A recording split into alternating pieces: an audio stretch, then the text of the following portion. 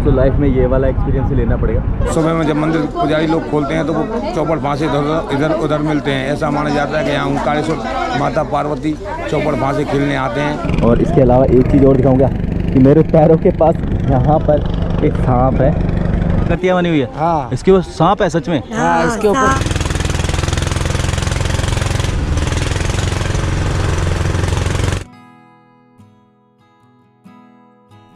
सो आप सभी का एक बार फिर से स्वागत है हमारे एक और नए वीडियो व्लॉग में।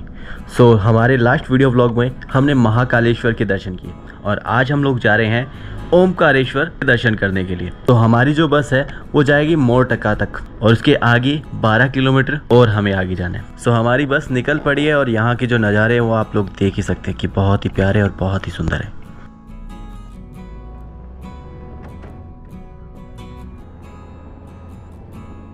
कितना रुपये लेते हो? कितना? 40 रुपये भैया मंदिर। तो लाइफ में ये वाला एक्सपीरियंस ही लेना पड़ेगा। आगे वाली साइड 4 बंदे बैठाएंगे और पीछे देख लीजिए। ये नर्मदा किनारे जाना है तो 40 रुपये लगेगा। बस स्टैंड उतरो को 30 किनारे जाना है। तो यहाँ से मंदिर की जो दूरी है वो 12 किलोमीटर है और भाई गाड़ी की हालत बैलगाड़ी से भी पूरी कर रखी है।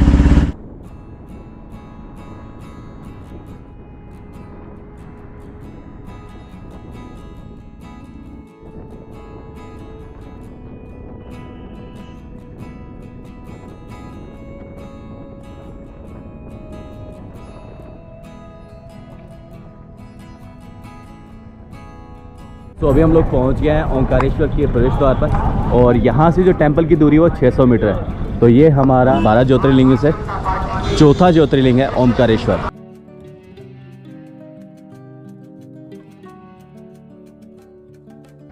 तो जूते चप्पल हमने जमा करवा दिए और यहाँ पर इसका जो चार्जेस है वो 2 रुपये लगता है और नंबर आपको याद रखना पड़ता है, कोई टोकन वोकन नहीं है।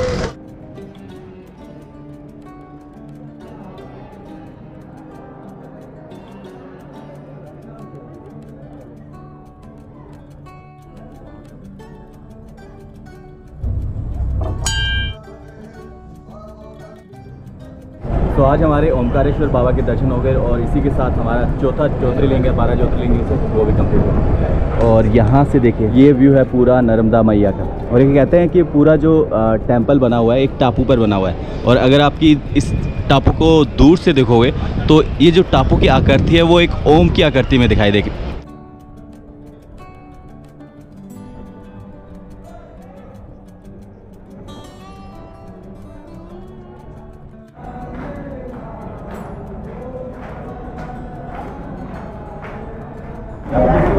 मैं दूसरी बार आ रहा हूँ और ऑलरेडी मैंने 9 ज्योतिर्लिंग मैंने कर दिए हैं। आगे कंप्लीट हो चुके हमारा चौथा है। हाँ, इनका चौथा है। मोस्ट प्रोबेबिलिटी है हमारे साथ बाकी सारे कर लेंगे। हाँ बिल्कुल डेफिनेटली। और नेक्स्ट मंथ हम प्लान है हमारा बैजनाथ धाम एंड भीमा शंकर। और जैसे ही केदारनाथ का गेट खुलेगा आप हमारे साथ। भाई हम साथ में मिलेंगे और स्टार्टिंग में मिलेंगे। डन। जय महाकाल।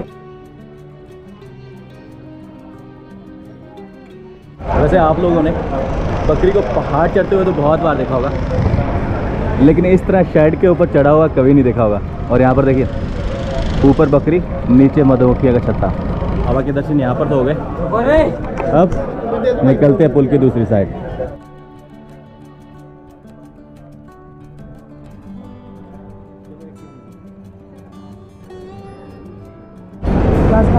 दस का दो क्या है ये सोन पापड़ी?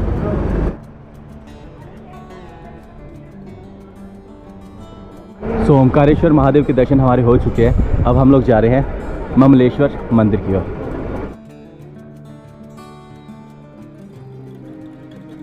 से निकले ना।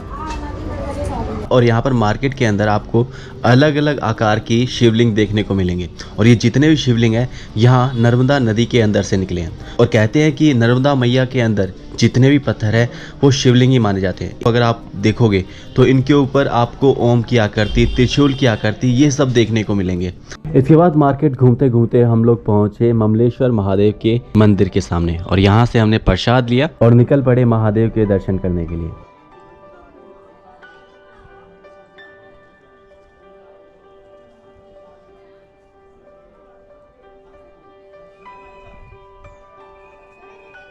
तो यहाँ पर मुख्य रूप से 2 ज्योतिर्लिंग है और दोनों को मिलाकर एक ज्योतिर्लिंग माना जाता है। यहाँ पर इतना वो नहीं है कि आपको VIP दर्शन करवाने हैं या कुछ ऐसा है, तो इजीली दर्शन हो जाते हैं, तो इसमें कुछ ज़्यादा टाइम नहीं लगता। तो हमें यहाँ पर पंडित जी मिले और पंडित जी से हमने जाना यहाँ ज्योतिर्लिंग का महत्व और इन ज्योतिर्लिंग के बारे में। ओंकारेश्वर क्या है सर जी, ये 12 ज्योतिर्लिंगों में से एक है, प्लस 12 से बढ़कर भी है। ये क्या है कि ओम आकार के पर्वत में विराजमान है ओंकारेश्वर भगवान। ये क्या है, पर्वत 7.5 किलोमीटर का पर्वत है जो ओम के आकृति का बना हुआ है, जिसके चारों तरफ माँ नर्मदा जी का जल है। जल के बीच में जो ओम आकार का जो चंद्र बिंदु आता है, उस स्थान पर ये ओंकारेश्वर भगवान का मंदिर है। इसको 12 ज्योतिर्लिंगों में से एक माना गया है और 12 से बढ़कर भी माना गया है। 12 से बढ़कर इसलिए माना गया है क्योंकि ये ओम में विराजमान है। जहाँ ओम आ जाता है वहाँ पूरा संसार आ जाता है। ओम में पूरी सृष्टि बची हुई है, ओम में ही ओंकारेश्वर भगवान विराजमान है। इधर ये ममलेश्वर ज्योतिर्लिंग है। ये क्या, पहले नर्मदा जी का जो वेग जो आता था, आज से 10-15-20 हज़ार वर्ष पहले नर्मदा जी का जो जल आता था, वो जल स्तर वो ओंकारेश्वर भगवान की शिवलिंग तक पहुँचता था बरसात के महीने में। उस समय बोलते चतुर्मास, तो चतुर्मास में ओंकारेश्वर बाबा तक माँ नर्मदा जी का जल पहुँच जाता था। तो इस साइड से उस साइड जाने के लिए यात्रीगण भगवान भोलेनाथ के दर्शन नहीं कर पाते ओंकारेश्वर बाबा के, और बाबा के दर्शन के बिना उदास होते, वो भोलेनाथ के दर्शन नहीं कर पाते। तो आदि गुरु शंकराचार्य जी ने नर्मदा जी में से निकाल के इधर ममलेश्वर जी को स्थापित किया।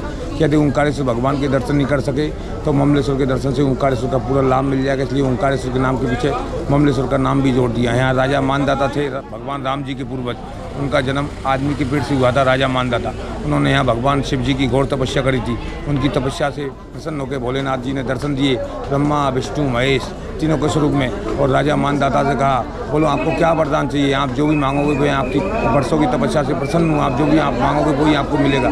तो राजा मानदाता ने कहा, प्रभु हमारे लिए तो यही चाहिए, आपका आशीर्वाद कि आप सदा यहीं विराजमान रहें। तो भगवान भोलेनाथ जी सदा के लिए यहीं विराजमान रह गए। तीनों के स्वरूप में ब्रह्मा विष्णु महेश तीनों के स्वरूप में विराजमान रह गए। भोलेनाथ जी, ये नर्मदा जी बह रही है नीचे, ये हमेशा पूरब से पश्चिम की ओर बहती है, पूरब से पश्चिम और फिर पश्चिम से पूरब, दोनों साइड बहती है। माँ नर्मदा जी उल्टी बहती है। यहाँ ऐसा माना जाता है कि ओंकारेश्वर भगवान और ममलेश्वर भगवान के दर्शन करने से सारे पाप भस्म हो जाते हैं, ऐसी प्राचीन मान्यता है। और यहाँ पे भोलेनाथ की केवल 12 ज्योतिर्लिंग में केवल ओंकारेश्वर ज्योतिर्लिंग ही एक ऐसे ज्योतिर्लिंग है जिनकी क्या शयन होती है। यहाँ भगवान के चौपड़ फांसे लगते हैं, भोलेनाथ के चौपड़ फांसे सजाए जाते हैं। वो शाम को दर्शन होते हैं, शाम के समय 9 बजे से दर्शन होते हैं उसके। तो भगवान के चौपड़ फांसे लगाए जाते हैं उसमें। जब सुबह में जब वो गुप्तनीय होते हैं चौपड़ फांसे के दर्शन, तो सभी को होते हैं, लेकिन वो सुबह में जब मंदिर पुजारी लोग खोलते हैं तो वो चौपड़ फांसे इधर उधर मिलते हैं। ऐसा माना जाता है कि यहाँ ओंकारेश्वर माता पार्वती चौपड़ फांसे खेलने आते हैं। यही महत्व है यहाँ का। जय ओंकारेश्वर भगवान, जय ओंकारेश्वर, मनोकामना पूर्ण करे भोलेनाथ। जय माँ नर्मदा, जय माँ नर्मदा। धन्यवाद। ठीक है आंटी, आप जरूर आओगे यूट्यूब पर। हर हर महादेव, हर हर महादेव। टेम्पल दर्शन हमारे हो चुके हैं। अब आज के हम नर्मदा मैया के किनारे पर, और यहाँ पर बोटिंग राइड करवा रहे हैं। कुछ 200 रुपये मांग रहे हैं और कुछ अलग। रुपये लेते हो भैया? परिक्रमा लगाना कि उस पार जाना है। परिक्रमा के कितना होता है?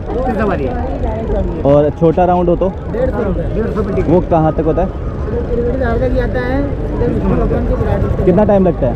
20 मिनट का राउंड है, वो 1.5 घंटे का राउंड है। अभी जो त्रिवेणी संगम पे जाता है वो 20 मिनट का है।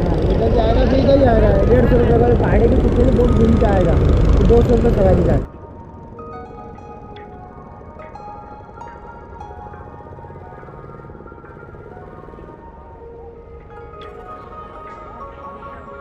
तो भैया आपने कहाँ जा रही है ये भी बता दिया। अभी पूरा सामने जो पर्वत दिख रहा है ये पूरा ओम पर्वत है, ठीक है। इसका पूरा परिक्रमा करवा रहा हूँ मैं आपको। और इसमें टाइम कितना लगेगा? टाइम ऐसा तो क्या है, दर्शनार्थी जैसे संगम रुक गए तो भी 25 मिनट, तो डायरेक्ट चलता है तो 1 घंटे में हो जाता है।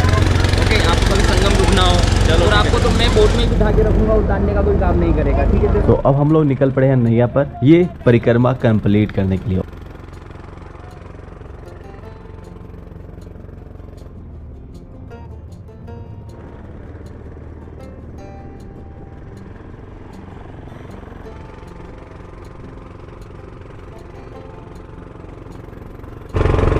सामने यहाँ से जो पैदल आता है वो पैदल मार्ग यहाँ से चलता है और पूरा पर्वत घूम कर वापस वहाँ पर निकलता है।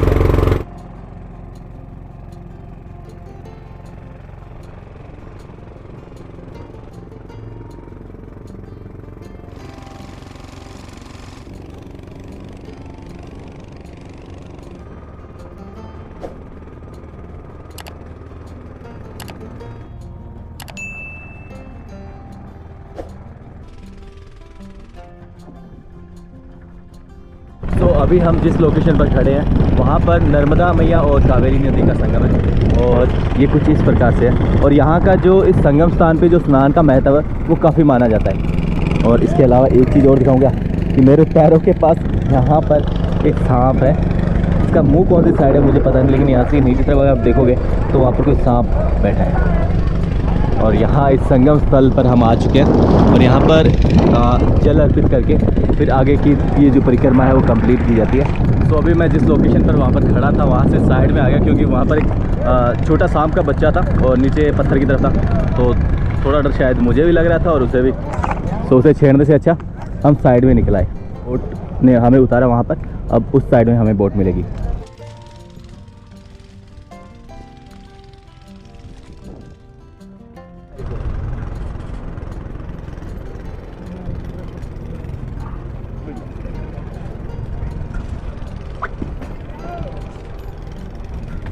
थैंक यू भाई, धन्यवाद। आ जाइए।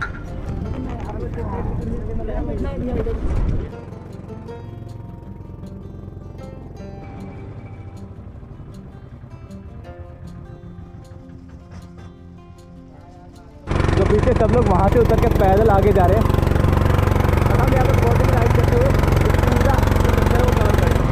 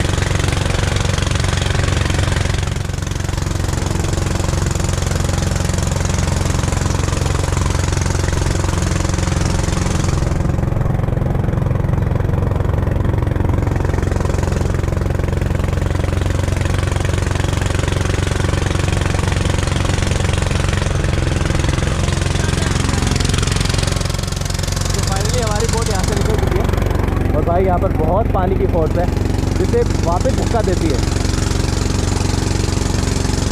अब जो लोग वहाँ से पैदल आ रहे हैं वो वहाँ से बोट के अंदर दोबारा चढ़ेंगे हमारे साथ। आ गए भाई लोग।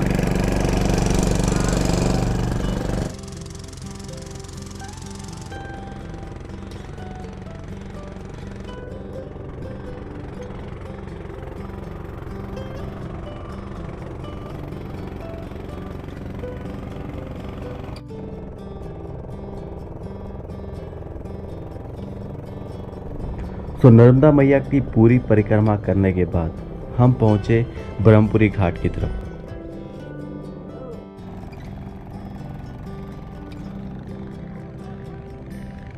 हमने ये परिक्रमा भी कंप्लीट की और यहाँ पर देखिए, यहाँ इस तरफ बोट तैयार हो रही नहीं और यहाँ पर घाट के ऊपर जो नाविक कार्यालय है वो देख सकते हैं कि यहाँ पर इनका जो पूरा रेट लिस्ट है वो सारी की सारी यहाँ पर लिखी हुई है। घाट से ऊपर की सीढ़ियाँ देख लीजिए,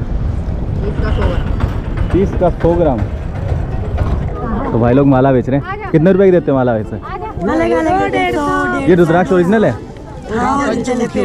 ये कितने रुपए का पड़ता है? ये 50 रुपए का।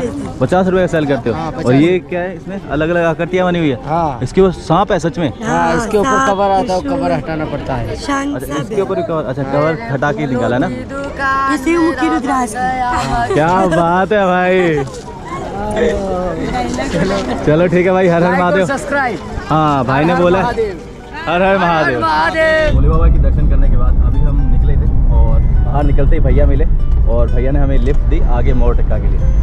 तो आगे देखते हैं क्या कुछ मिलता है और क्या कुछ नहीं। फिलहाल शाम से पहले दीदी के घर पहुँचना है।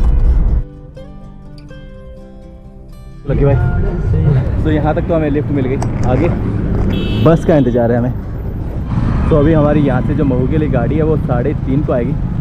तो अब इंतज़ार करते हैं गाड़ी का, और अब हम लोग मिलेंगे जल्द ही एक नए वीडियो ब्लॉग के साथ। तो तब तक के लिए अलविदा।